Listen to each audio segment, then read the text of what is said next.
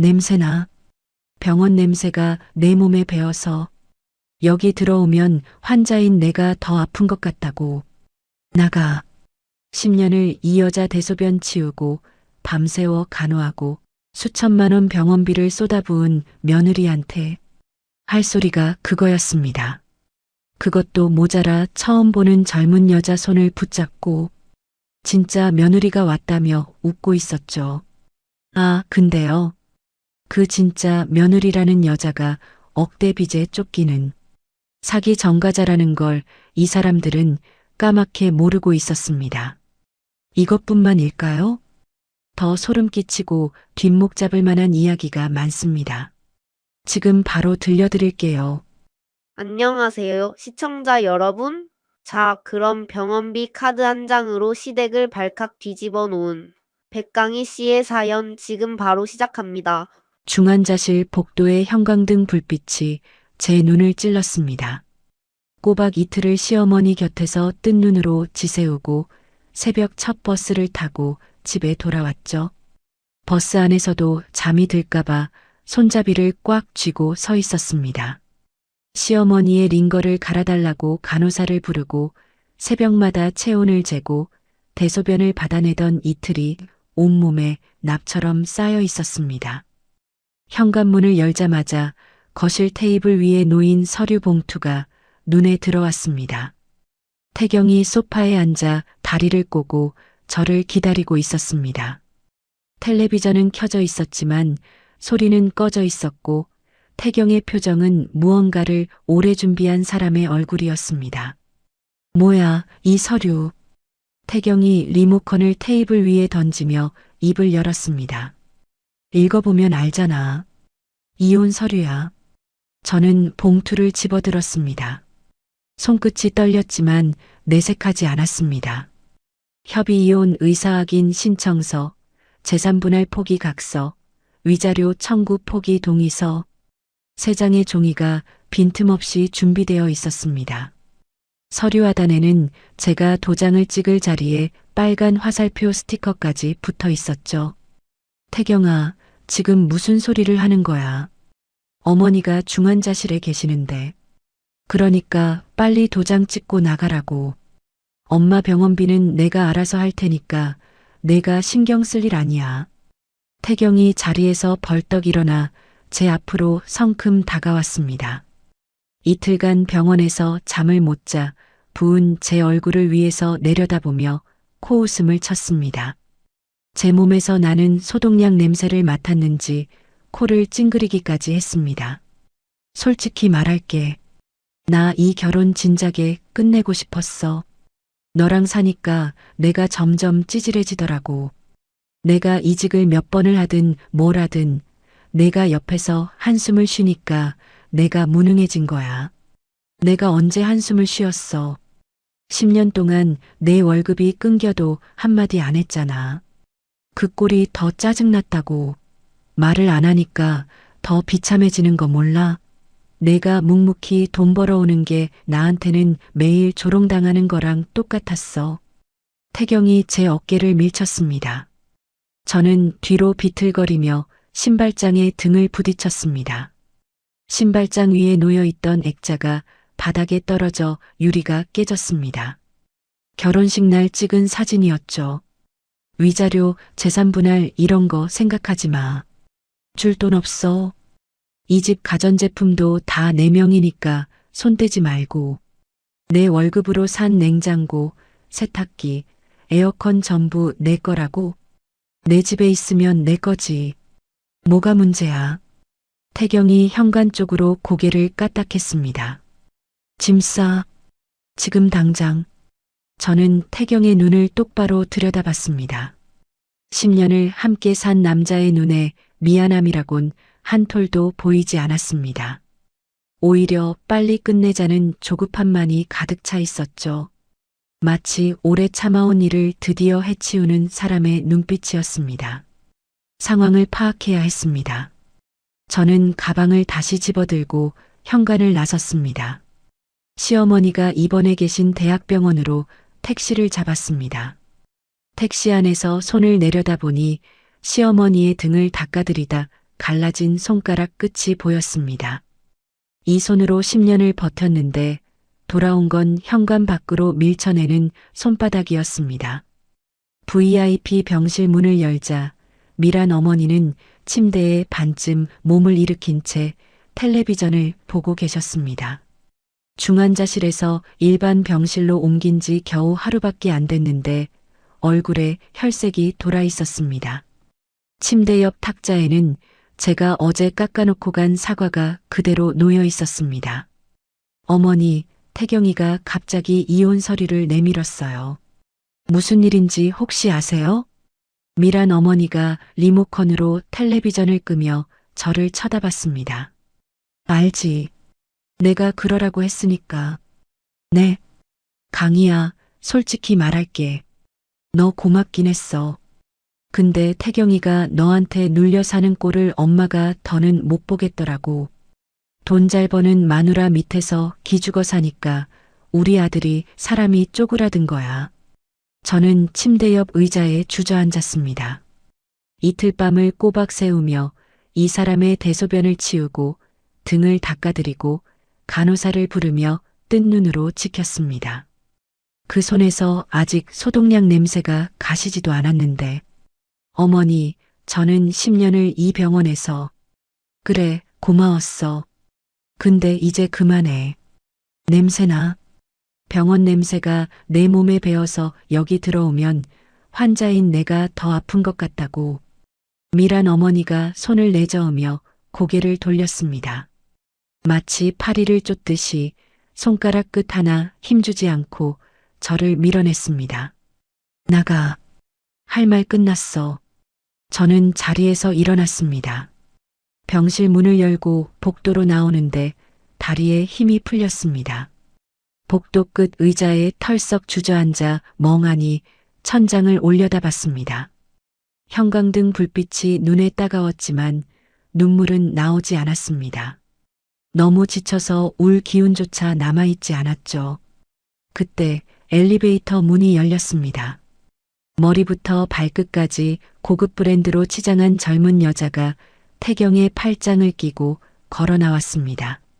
여자는 한 손에 수입 과일 바구니를, 다른 손에 포장된 선물 상자를 들고 있었습니다. 향수 냄새가 복도 끝까지 퍼졌습니다. 두 사람은 저를 스치듯 지나가 미란 어머니의 VIP 병실로 들어갔습니다. 어머니, 리아 왔어요. 과일 좋아하신다고 해서 골라왔어요. 병실 안에서 미란 어머니의 목소리가 복도까지 울려 퍼졌습니다. 아이고, 우리 진짜 며느리 왔네. 이리 와, 이리 와. 손 좀 잡아보자. 저는 복도 의자에서 천천히 몸을 일으켰습니다. 병실 문 유리창 너머로 보이는 풍경이 눈에 꽂혔습니다. 미란 어머니가 그 여자의 손을 두 손으로 감싸쥐며 환하게 웃고 있었습니다. 10년간 제 손을 한 번도 그렇게 잡아준 적 없는 사람이었죠. 제가 밤새워 깎아놓은 사과는 탁자 구석에 밀려나 있었고 그 자리를 수입 과일 바구니가 차지하고 있었습니다. 저도 모르게 병실 문을 밀고 들어갔습니다. 태경이 저를 발견하고 얼굴이 굳어졌습니다. 왜 여기 또 와? 나가라고 했잖아. 이 여자가 누군데? 대답해.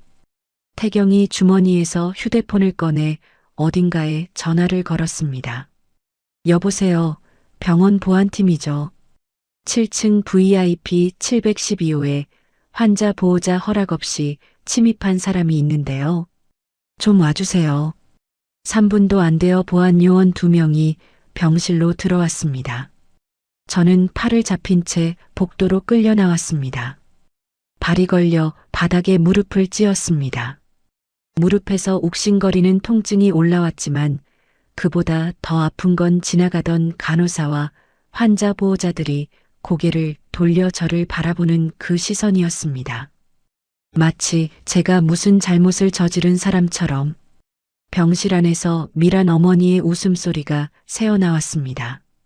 그날 저녁 집에 돌아가니 현관 비밀번호가 바뀌어 있었습니다. 번호를 누를 때마다 빨간불이 깜빡였습니다. 경찰에 동행을 요청해서야 겨우 문을 열 수 있었습니다.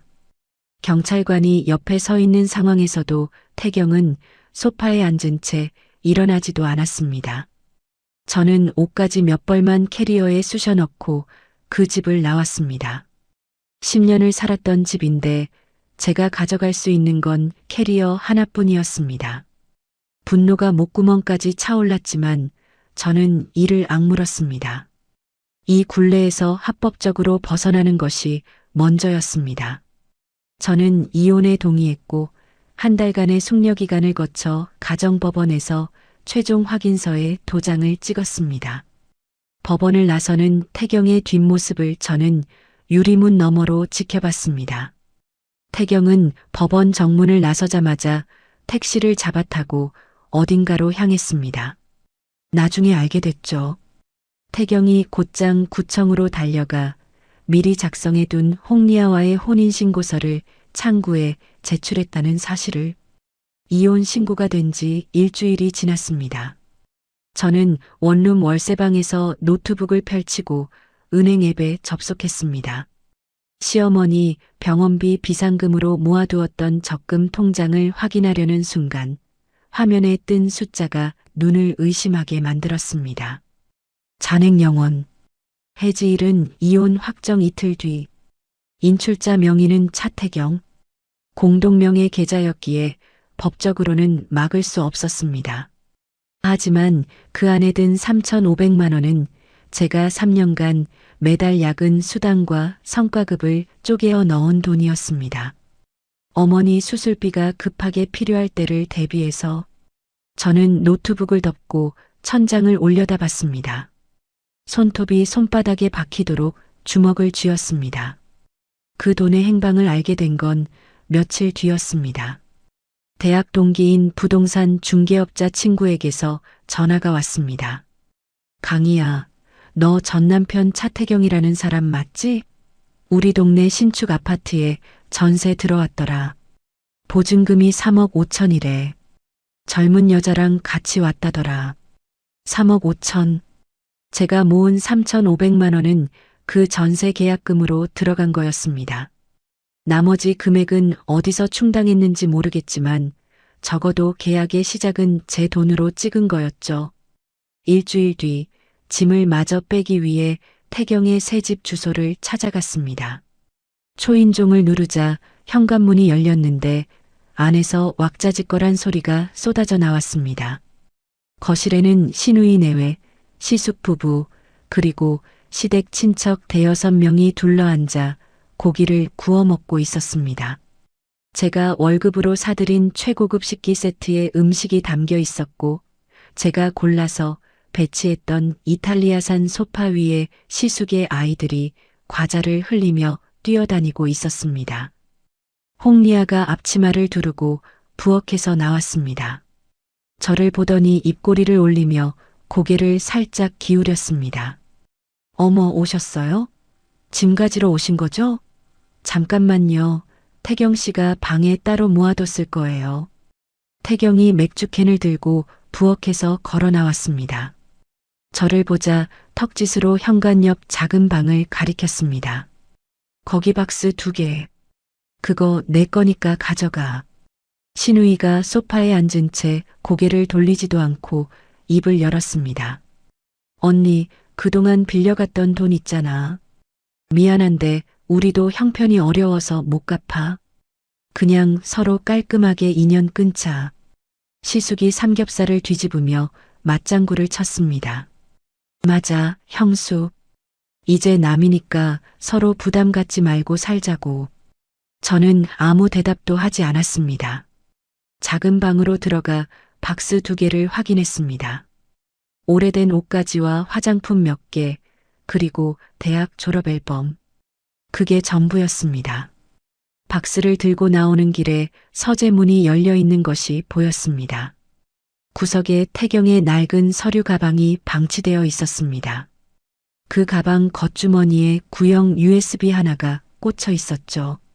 태경이 예전에 블랙박스 영상을 백업하던 습관이 떠올랐습니다.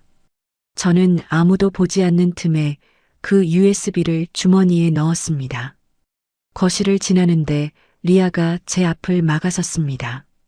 손에 종이컵을 들고 있었습니다. 커피라도 한 잔 드시고 가세요.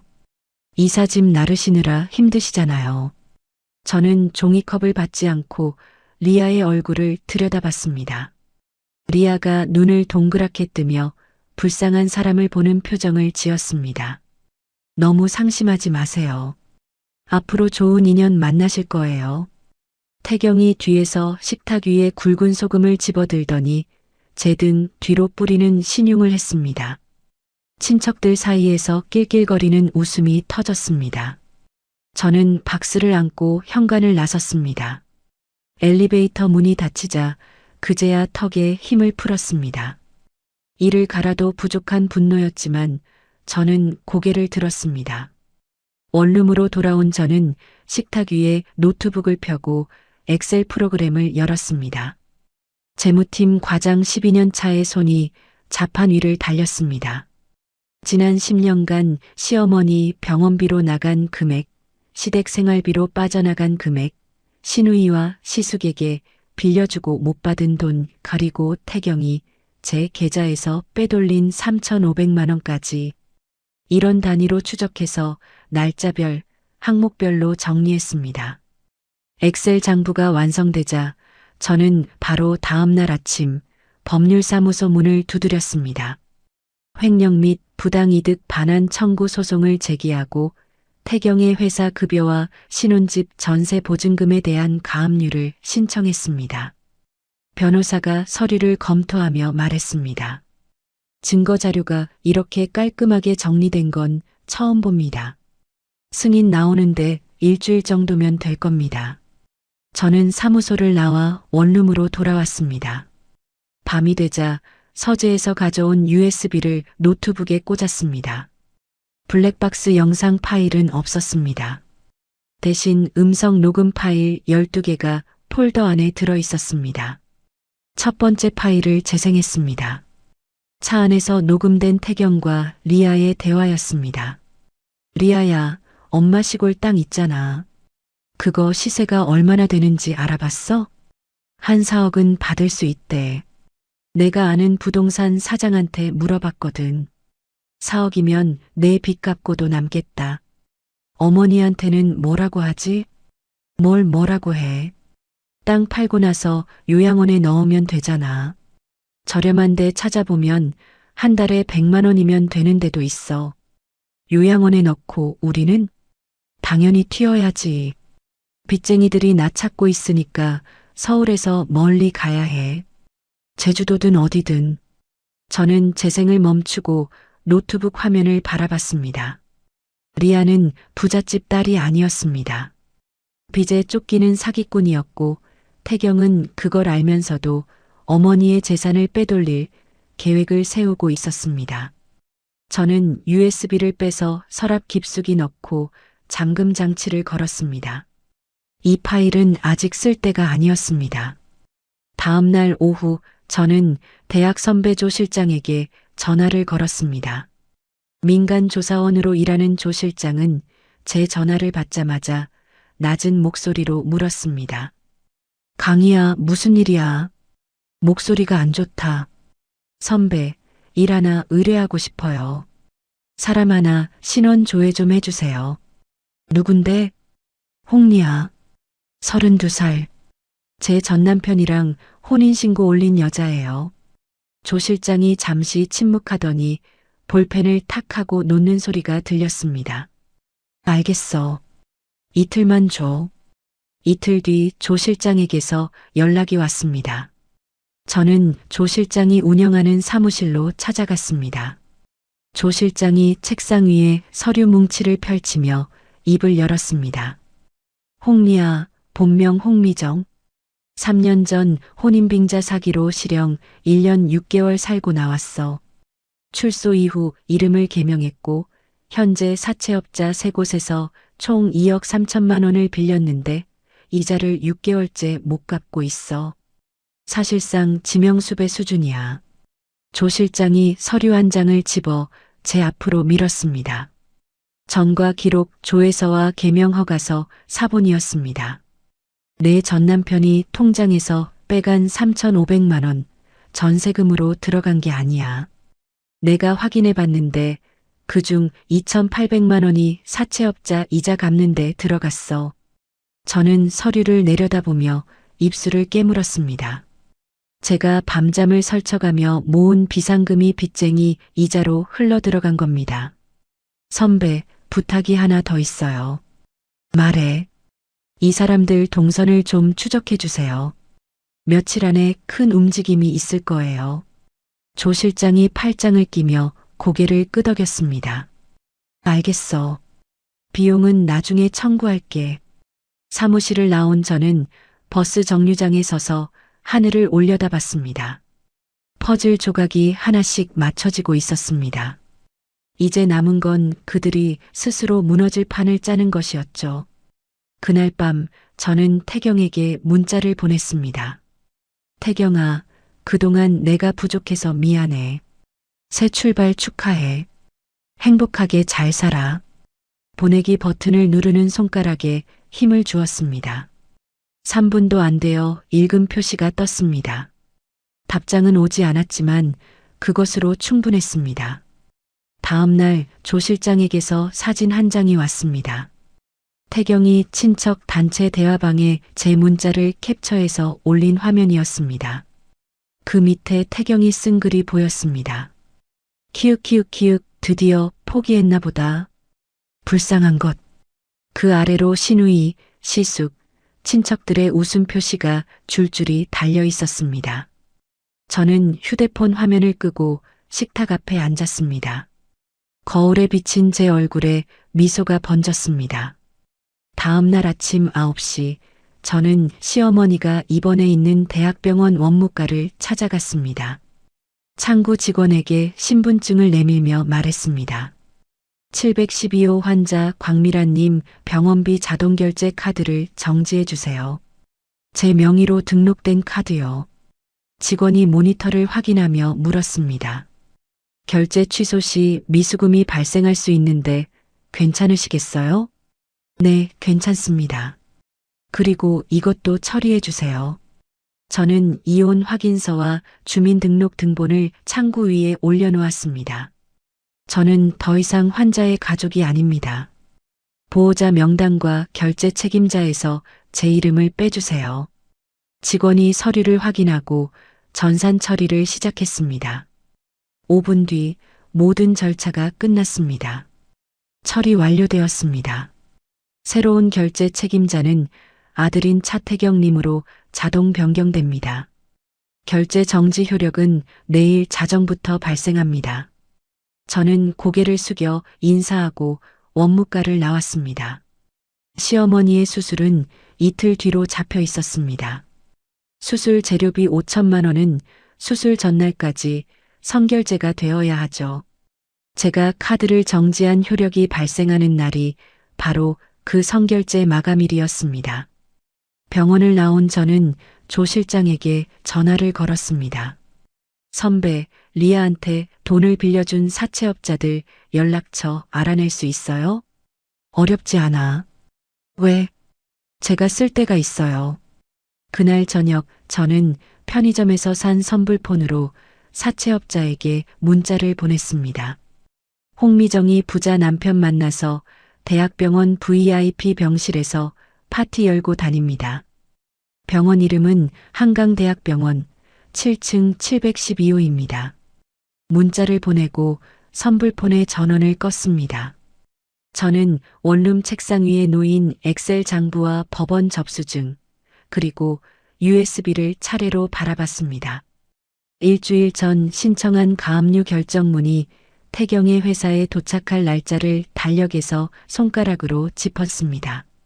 수술 전날 그 다음 날이었습니다. 모든 타이밍이 하루 간격으로 맞물려 있었죠.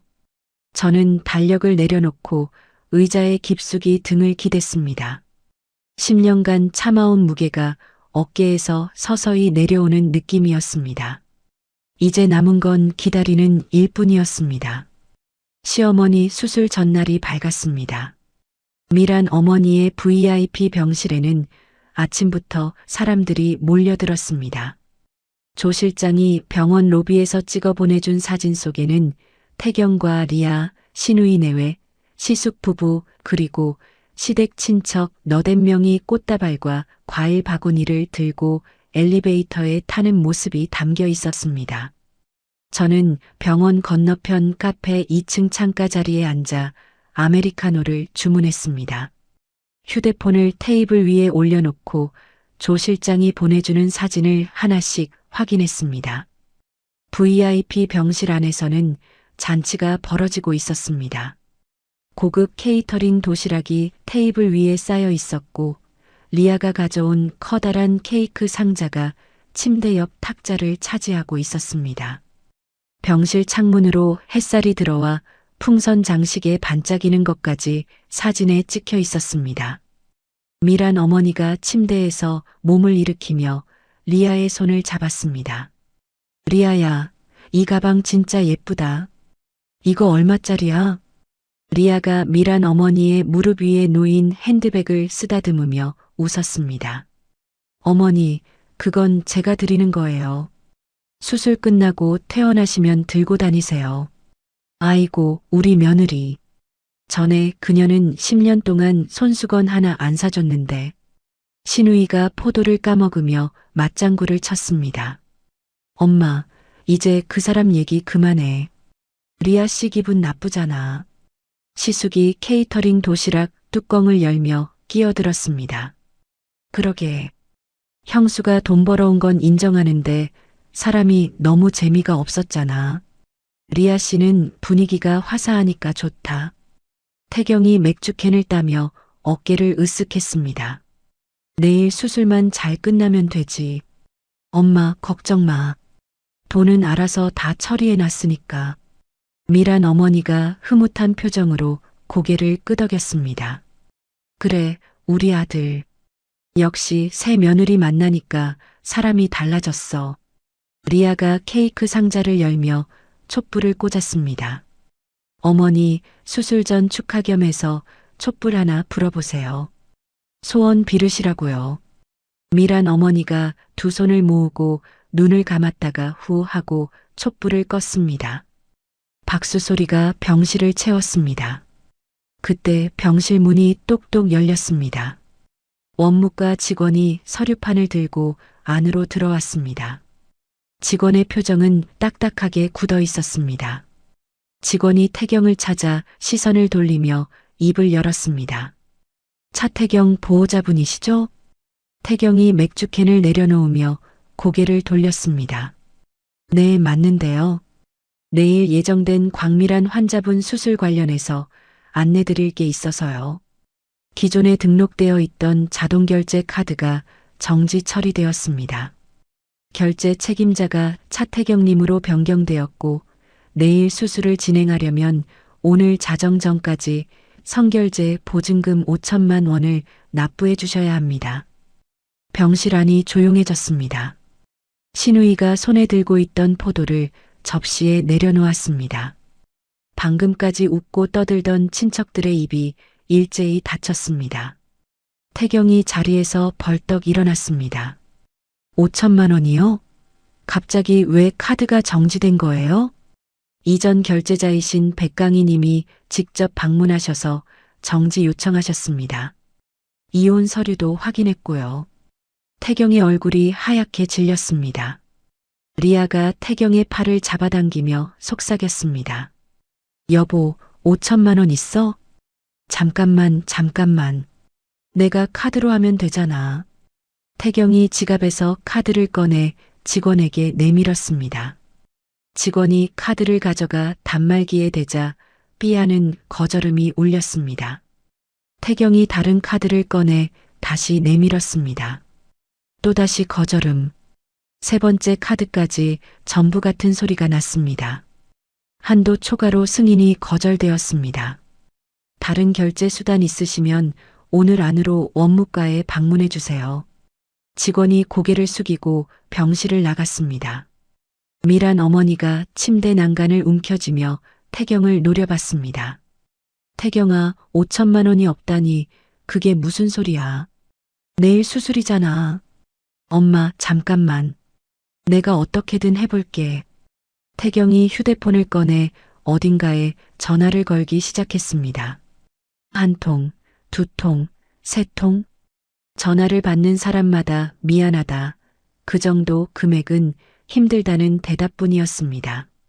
네 번째 전화는 아예 받지도 않았습니다.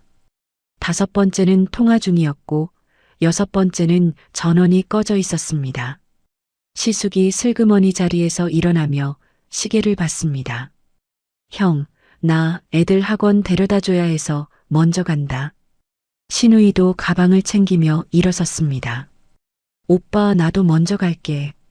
남편이 저녁까지 오래.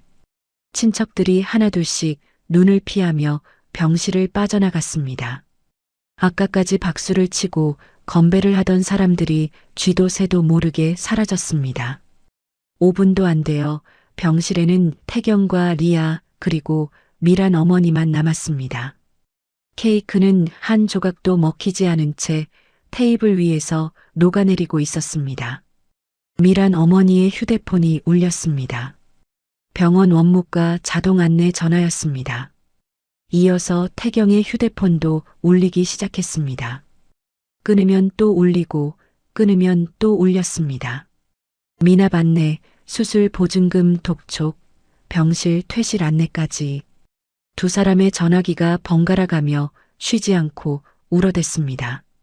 1시간 동안 50통이 넘게 울렸고 태경은 더 이상 전화기를 들 수조차 없었습니다.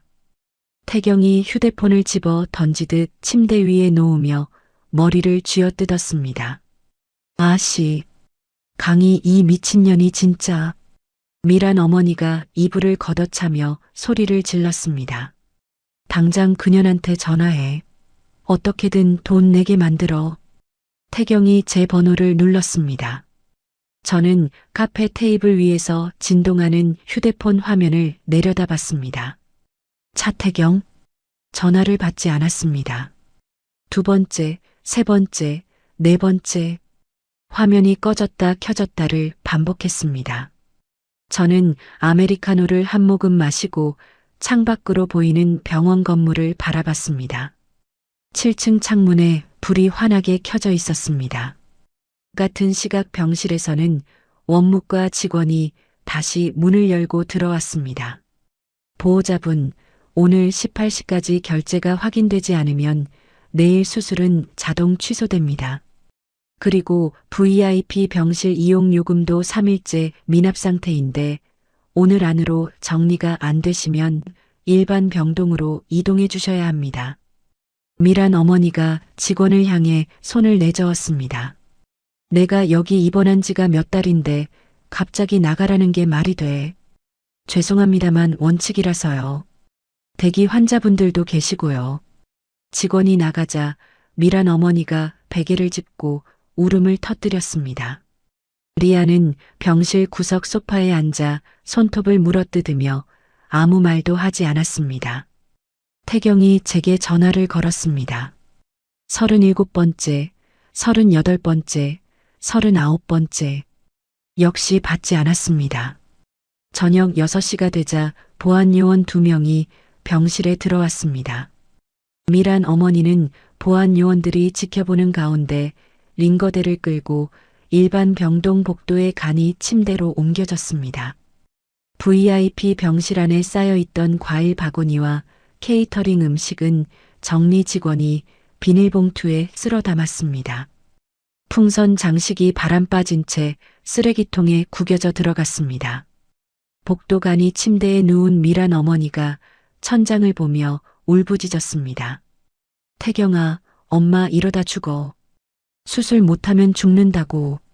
태경이 미란 어머니의 간이 침대 옆에 쪼그리고 앉아 제게 또 전화를 걸었습니다. 63번째. 받지 않았습니다. 그때 복도 끝에서 굵은 목소리가 울려 퍼졌습니다. 홍미정? 홍미정이 여기 있다며. 가죽 점퍼를 입은 덩치 큰 남자 셋이 복도를 성큼성큼 걸어왔습니다. 리아가 태경 뒤로 몸을 숨기며 얼굴이 사색이 되었습니다. 남자 중 한 명이 리아의 팔을 낚아채며 으르렁거렸습니다. 야, 이 사기꾼년아. 부자 남편 만났다며? VIP 병실에서 파티했다며? 그 돈은 있으면서 우리 돈은 왜 안 갚아? 리아가 비명을 질렀습니다. 간호사들이 뛰어왔고 환자들이 복도로 고개를 내밀었습니다. 태경이 사채업자의 손을 뿌리치려 했지만 다른 남자가 태경의 멱살을 잡아 벽에 밀어붙였습니다. 당신이 남편이야? 마누라 빚 대신 갚아. 2억 3천. 이자 붙어서 지금은 3억 가까이 돼. 미란 어머니가 간이 침대에서 상체를 일으키며 리아를 가리켰습니다. 뭐라고? 빚이 3억? 2년이 부잣집 딸이라며. 태경아, 이게 대체 뭐야? 복도가 아수라장이 되었습니다. 사채업자들의 고함 소리, 리아의 울음소리, 미란 어머니의 비명이 뒤섞였습니다. 병원 보안팀이 달려와 사채업자들을 제지했지만 이미 복도에 있던 모든 사람이 상황을 목격한 뒤였습니다. 옆 병실 환자 보호자가 휴대폰을 들어 영상을 찍고 있었고 간호사가 말려도 소용이 없었습니다. 저는 카페에서 마지막 사진을 확인했습니다. 복도 바닥에 주저앉아 울고 있는 리아, 벽에 기대어 멍하니 허공을 보는 태경, 간이 침대에서 이불을 끌어안고 부들부들 떠는 미란 어머니. 저는 휴대폰을 가방에 넣고 자리에서 일어났습니다. 계산대에서 커피값을 치르고 카페 문을 나섰습니다. 밤 공기가 시원했습니다. 다음 날 아침 8시 조 실장에게서 사진이 왔습니다. 병원 주차장에서 빠져나가는 태경의 차량 사진이었습니다. 구겨진 셔츠에 면도도 하지 않은 얼굴이 차창 너머로 보였죠. 수술이 취소되고 병원 복도에서 밤을 샌 모양이었습니다. 저는 평소처럼 출근해서 재무팀 자리에 앉았습니다. 이번 분기 결산 자료를 정리하는데 오전 10시쯤 조 실장에게서 문자가 왔습니다. 법원 송장, 오늘 오전 태경 회사 인사팀에 도착 확인됨. 저는 문자를 읽고 휴대폰을 서랍에 넣었습니다. 그리고 아무 일도 없었다는 듯이 업무를 계속했습니다. 조 실장이 점심때쯤 다시 연락을 해왔습니다. 태경 회사에 아는 사람이 있어서 내부 상황을 전해들었다고 했습니다. 인사팀장이 태경을 회의실로 불렀대. 법원에서 급여 압류 결정문이 왔다고. 태경이 뭐래요? 완전 멘붕이래. 최저 생계비 빼고 월급 전액 압류라니까 다리에 힘이 풀려서 의자에 주저앉았다더라. 인사팀장이 사내에 소문 안 나게 조용히 처리하라고 했는데 이미 격리팀에서 다 알고 있대. 저는 수화기를 내려놓으며 창밖을 바라봤습니다. 오후에는 더 큰 소식이 전해졌습니다. 조 실장이 보내온 문자였습니다. 태경, 팀장 면담 30분 받음. 승진 심사 누락, 주요 프로젝트 제외. 서류 정리 업무로 보직 변경됨. 사내에 퍼진 소문의 내용도 덧붙여 있었습니다. 전처 돈을 빼돌려 다른 여자랑 살림 차렸다가 월급까지 압류당한 남자. 점심시간마다 구내식당에서 사람들이 수군거렸다고 합니다. 같은 시각 신혼집에서는 리아가 다른 종류의 지옥을 겪고 있었습니다. 전세 보증금 역시 가압류 결정이 내려져 은행에서 한 푼도 뺐을 수 없게 된 상태였죠. 조 실장이 파악한 바로는 리아의 휴대폰에 사채업자들의 협박 문자가 쉴 새 없이 쏟아지고 있었습니다. 내일까지 이자 500 안 들어오면 알지? 남편이라는 놈한테도 찾아갈 거야. 도망가면 끝까지 쫓아간다. 저녁 7시 조 실장에게서 사진이 한 장 더 왔습니다. 서울 외곽의 한적한 공원 주차장에서 태경과 리아가 차 안에서 싸우고 있는 모습이었습니다. 차 창문이 열려 있어 조 실장이 멀찍이서 음성도 녹음해 보내줬습니다. 너 때문이잖아. 부잣집 딸이라며. 빚이 3억이 뭐야. 태경이 운전대를 두 주먹으로 내리쳤습니다. 나한테 따지지 마. 당신이 먼저 나한테 접근한 거잖아. 통장에 3,500 있다고 자랑한 게 누군데? 리아가 조수석 등받이를 발로 차며 소리를 질렀습니다.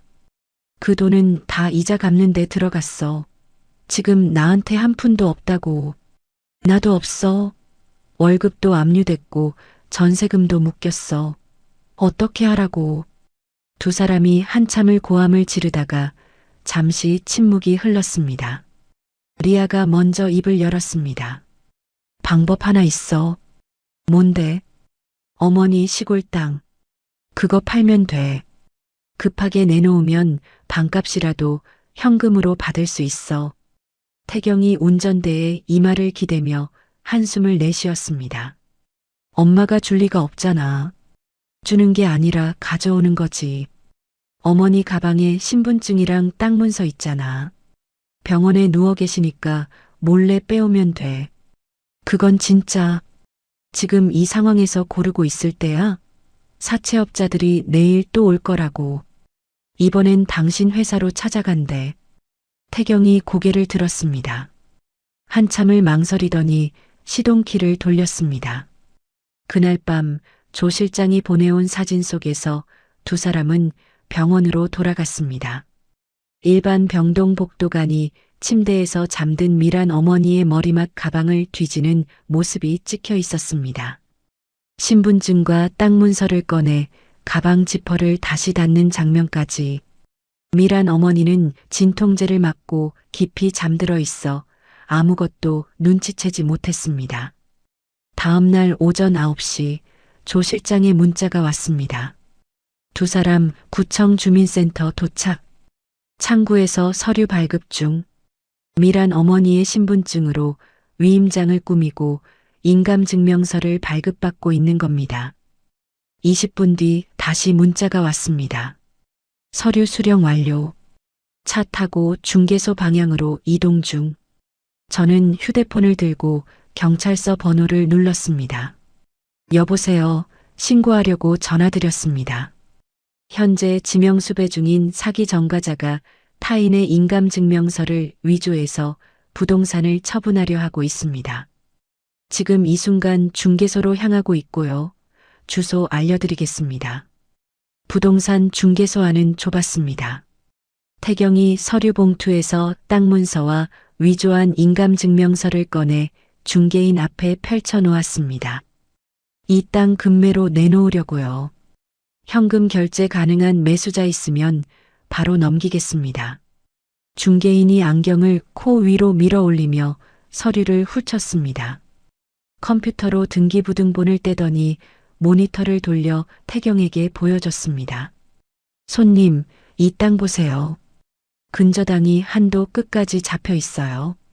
시세가 4억이래도 실질적으로 건질 돈이 없는 땅이에요. 속된 말로 깡통이에요. 태경의 얼굴이 일그러졌습니다. 그게 무슨 소리예요? 어머니 땅인데 근저당이 왜? 근저당 설정자 이름이 백강희로 되어 있네요. 가등기도 걸려 있고 이 상태로는 매매 자체가 안 됩니다. 리아가 태경의 어깨를 잡아 돌리며 이를 드러냈습니다. 백강희? 내 전처잖아. 이거 알고 있었어? 나도 몰랐다고. 진짜 몰랐어. 몰랐다고? 처음부터 나한테 4억짜리 땅이라고 했잖아. 나를 속인 거야. 리아가 테이블 위에 놓인 태경의 차키를 낚아챘습니다. 이어서 태경의 점퍼 주머니에서 삐져나온 지갑까지 잡아 빼들었습니다. 아, 뭐 하는 거야? 나 먼저 갈 거야. 이 꼴 당하려고 당신한테 붙어 있었던 거 아니거든. 리아가 중개소 유리문을 밀치고 밖으로 뛰쳐나갔습니다. 주차장 쪽으로 전력으로 달리는 리아의 뒤를 태경이 쫓아나갔습니다. 서라고 이 사기꾼년아. 중개인이 어안이 벙벙한 얼굴로 창밖을 내다봤습니다. 저는 조 실장과 함께 중개소 맞은편 편의점 앞에 서서 그 장면을 지켜보고 있었습니다. 주차장 한가운데서 태경이 리아의 뒷덜미를 잡아챘습니다. 리아가 앞으로 고꾸라지며 아스팔트에 무릎을 찧었습니다. 리아가 비명을 지르며 몸을 뒤집더니 신고 있던 뾰족한 구두를 벗어 태경의 얼굴을 내리쳤습니다. 굽이 태경의 광대뼈를 찢었고 피가 턱을 타고 흘러내렸습니다. 태경이 리아의 손목을 비틀어 눌렀습니다. 리아가 이빨을 드러내며 태경의 팔뚝을 물었습니다. 태경이 고통에 울부짖으며 리아의 어깨를 아스팔트에 내리눌렀습니다.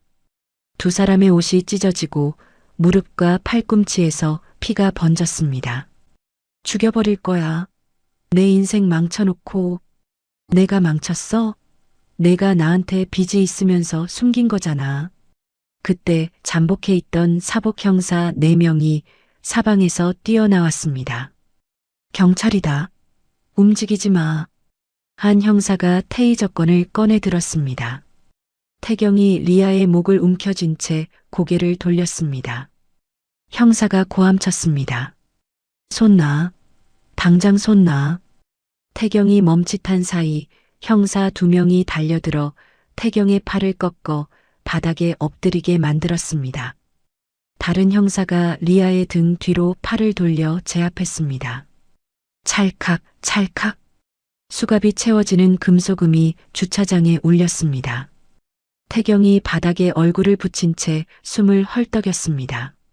리아가 머리카락이 얼굴을 덮은 채 바닥에서 발버둥쳤습니다. 형사가 리아의 신분증을 확인하며 동료에게 말했습니다.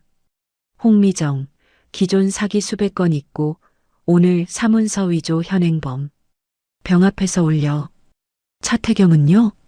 사문서 위조 공범, 특수 폭행 현행범. 같이 올려.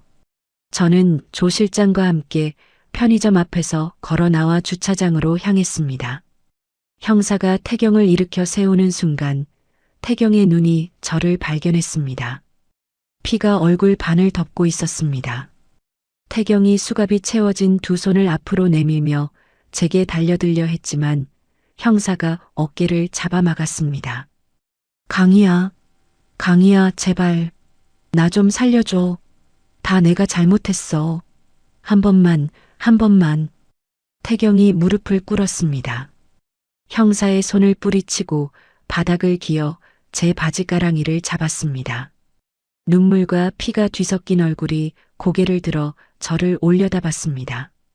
저는 가방에서 서류 한 장을 꺼냈습니다. 횡령 고소장 사본이었습니다. 저는 그 종이를 구겨 태경의 얼굴 앞에 떨어뜨렸습니다. 이혼 도장 찍던 날 내가 나한테 했던 말 기억나? 줄 돈 없다고 했지. 나도 줄 잡이 없어. 태경이 바닥에 이마를 박으며 울음을 터뜨렸습니다. 형사가 태경의 팔을 잡아 일으켜 세웠습니다. 맞은편에서는 리아가 형사에게 끌려가며 태경을 향해 침을 뱉었습니다. 차태경, 이 쓰레기. 감옥에서 썩어. 내가 나한테 접근한 거잖아. 닥쳐. 내가 사기꾼인 거 내가 몰랐을 것 같아? 서로 이용한 거잖아. 두 사람이 서로를 향해 악을 쓰는 목소리가 호송차 문이 닫히며 끊겼습니다.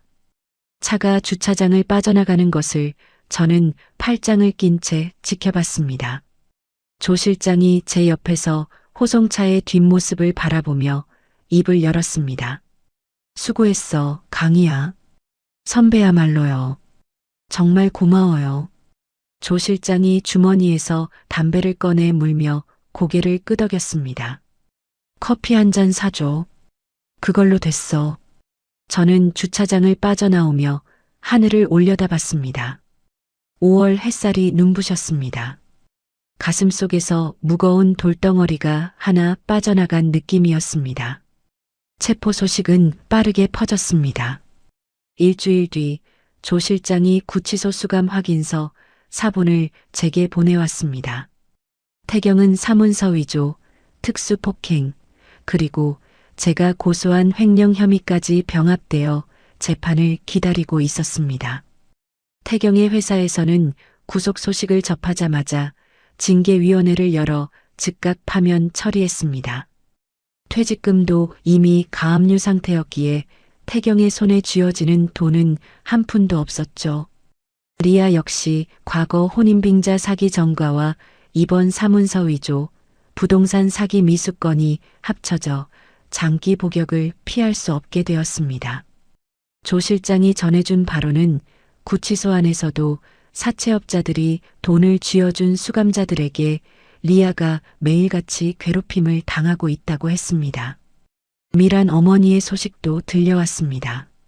아들이 구속되고 새 며느리가 사기꾼이었다는 사실을 알게 된 미란 어머니는 병원 복도에서 실신했습니다. 하지만 병원 측은 장기 미납된 병원비를 이유로 더 이상 입원을 유지할 수 없다고 통보했고 미란 어머니는 강제 퇴원 처리되었습니다. 거동이 불편한 몸으로 시골 본가에 돌아간 미란 어머니는 친척들에게 전화를 돌렸습니다. 하지만 병원 VIP실에서 벌어진 사채업자 소동을 지켜본 친척들은 이미 번호를 바꾸고 연락을 끊은 뒤였습니다. 어느 날 오후 회사 로비에서 소란이 일었습니다. 안내 데스크 직원에게서 내선 전화가 왔습니다. 백강희 팀장님, 로비에 어르신 한 분이 팀장님을 찾아오셨는데요. 무릎을 꿇고 안 일어나시겠다고 하셔서요. 저는 엘리베이터를 타고 1층으로 내려갔습니다. 로비 한가운데 미란 어머니가 타일 바닥에 무릎을 꿇고 앉아 있었습니다. 반년 사이에 뼈만 앙상하게 남은 몸이었습니다. 머리카락은 반백이 되어 있었고 입고 있는 옷은 여기저기 때가 끼어 있었습니다. 미란 어머니가 저를 발견하고 이마를 바닥에 찧었습니다. 강희야, 한 번만 살려줘. 한 번만. 진통제 살 돈도 없어. 밤마다 아파서 잠을 못 자. 제발, 내가 잘못했어. 로비를 지나던 직원들이 고개를 돌려 쳐다봤습니다. 저는 미란 어머니 앞에 서서 내려다봤습니다. 이 사람이 저를 냄새난다며 병실에서 내쫓던 날이 떠올랐습니다. 보안 요원을 불러 저를 바닥에 내동댕이 치게 만들던 그 VIP 병실의 풍경이 떠올랐습니다. 저는 뒤로 돌아서서 안내 데스크 직원에게 말했습니다. 보안팀 불러주세요. 외부인이 로비에서 소란을 피우고 있어요. 강희야, 강희야, 제발. 미란 어머니의 목소리가 등 뒤에서 울렸지만 저는 뒤돌아보지 않았습니다. 엘리베이터 문이 닫혔습니다. 민사 재판은 2달 만에 결론이 났습니다. 법원은 제 손을 들어줬고 가압류에 두었던 신혼집 전세 보증금에서 태경이 횡령한 원금과 위자료 전액을 환수하라는 판결을 내렸습니다. 3,500만 원의 원금의 지연이자까지 합쳐 4,200만 원이 제 통장으로 돌아왔습니다. 1원도 빠짐없이. 모든 법적 절차가 끝난 날 저는 법원을 나와 근처 공원 벤치에 앉았습니다. 봄바람이 불어버 꽃잎이 무릎 위에 내려앉았습니다. 10년간 등에 지고 있던 짐이 전부 내려간 느낌이었습니다. 태경은 재판에서 실형을 선고받았습니다. 리아도 장기 복역이 확정되었습니다. 미란 어머니는 시골집에서 혼자 살고 있다고 했습니다. 저는 벤치에서 일어나 걸음을 옮겼습니다. 이제 그 사람들의 소식을 일부러 찾아 들을 이유가 없었습니다. 저는 제 일상으로 돌아갈 뿐이었습니다. 모든 재판이 끝나고 1년이 흐른 봄이었습니다.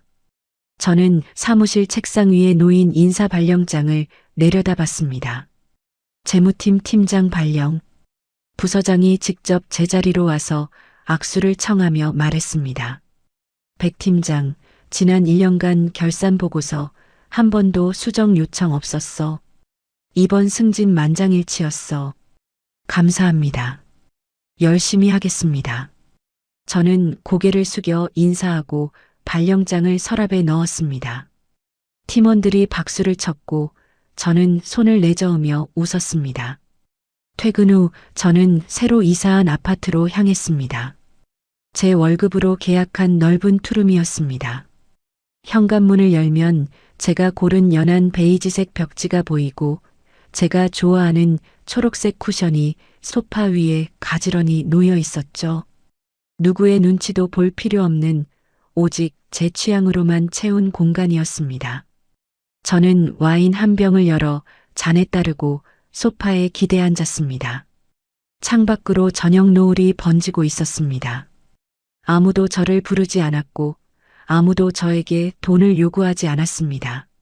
주말이면 아침 일찍 요가 수업에 갔습니다.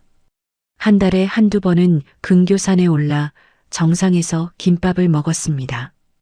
대학 동기들과 저녁 약속을 잡아 수다를 떨기도 했죠. 평범하고 조용한 일상이 이렇게 귀한 줄 예전에는 몰랐습니다. 어느 주말 오후 조 실장에게서 오랜만에 전화가 왔습니다. 강희야, 밥 먹었어? 아직이요. 선배 뭐 하세요? 근처 지나가다 전화했어. 참 별일은 아닌데 내 전남편 소식 들었어. 안 궁금한데요. 그래도 한마디만 할게. 가석방으로 나왔는데 정가 때문에 취직이 안 된대. 공사판 일용직으로 나가는 것 같더라. 술을 많이 마시나 봐. 얼굴이 퉁퉁 부어 있었어. 저는 와인잔을 내려놓으며 창밖을 바라봤습니다. 그렇군요. 시어머니는 시골에서 폐지 죽고 있대. 병원비가 없어서 요양원도 못 가고 친척들이 전부 연락을 끊어서 구걸하다시피 산다더라. 네. 리아는 감옥에서 다른 수감자랑 싸우다가 형량이 추가됐대. 한동안 못 나올 거야. 저는 잠시 침묵했습니다. 동정심이 들지 않았습니다. 안쓰럽다는 감정도 통쾌하다는 감정도 아니었습니다. 그저 먼 나라 뉴스를 듣는 것 같았습니다. 선배, 고마워요. 이제 그 사람들 소식은 안 전해줘도 돼요. 알겠어. 그래, 잘 지내. 전화를 끊고 저는 소파에서 일어났습니다. 부엌으로 가서 따뜻한 차를 한 잔 우려냈습니다. 찻잔을 들고 다시 소파에 앉아 텔레비전을 켰습니다. 시시콜콜한 예능 프로그램에서 출연자들이 떠들며 웃고 있었습니다. 저도 따라 피식 웃음이 나왔습니다. 월요일 점심시간 후배 하나가 제 자리로 와서 조심스럽게 입을 열었습니다. 팀장님, 저 다음 달에 결혼하는데요. 시댁에서 전세금 보태준다고 공동명의를 요구하거든요. 어떻게 하는 게 좋을까요? 저는 의자를 돌려 후배를 마주보며 말했습니다. 공동명의는 하지 마. 내 돈이 들어가면 내 명의로 해. 그리고 생활비, 경조사비, 병원비 지출 내역은 처음부터 따로 기록해둬. 영수증이든 이체 내역이든 다 남겨놔. 그렇게까지 해야 해요? 해야 해. 사랑하는 사이라도 돈 문제는 별개야. 기록이 있으면 나중에 내가 불리할 일이 없어. 후배가 고개를 끄덕이며 자리로 돌아갔습니다. 저는 모니터를 다시 바라보며 이번 달 결산 파일을 열었습니다. 퇴근길 아파트 엘리베이터에서 내려 현관문 비밀번호를 눌렀습니다. 불이 꺼진 조용한 집 안으로 들어서며 현관등을 켰습니다. 신발을 벗고 슬리퍼를 신고 부엌으로 향했습니다. 냉장고에서 우유를 꺼내 컵에 따르고 소파에 앉아 한 모금 마셨습니다. 고요한 저녁이었습니다. 누구의 병원비를 걱정할 필요도, 누구의 생활비를 대줄 필요도, 누구의 눈치를 볼 필요도 없는 저녁이었습니다.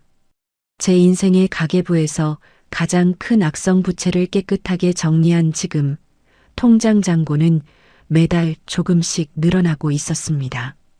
그 숫자가 늘어날 때마다 저는 알았습니다. 이 고요하고 평범한 일상이야말로 제가 10년을 걸어 되찾은 것이라는 걸. 여러분, 오늘 이야기는 여기까지입니다. 10년이라는 세월 동안 한 사람이 얼마나 많은 것을 삼키며 살았을까요? 병원 소독약 냄새가 손에서 지워지지 않는 밤들, 통장 잔고가 줄어드는 걸 보면서도 차마 내 돈이라고 말 못했던 순간들, 그 무게를 견딘 건 사랑이었을 텐데, 돌아온 건 현관 밖으로 밀쳐내는 손바닥이었습니다. 그런데요, 저는 이 사연에서 인상 깊은 장면이 있습니다. 마지막에 백강희 씨가 소파에 앉아 따뜻한 차를 마시며 텔레비전을 보고 웃는 그 장면이요. 거창한 게 아니었습니다. 그냥 아무도 자기한테 돈을 요구하지 않는 저녁. 누구의 눈치도 안 봐도 되는 고요한 시간. 그게 이 사람이 10년을 걸어서 되찾은 삶이었던 겁니다. 시청자 여러분은 어떻게 생각하시나요? 혹시 지금 누군가를 위해 너무 많은 걸 희생하고 견뎌내는 분이 있다면 나 자신부터 어떤지 돌아봐 주셨으면 합니다. 오늘 사연 끝까지 들어주셨다면 구독과 좋아요 부탁드리겠습니다. 오늘도 좋은 하루 되세요. 감사합니다.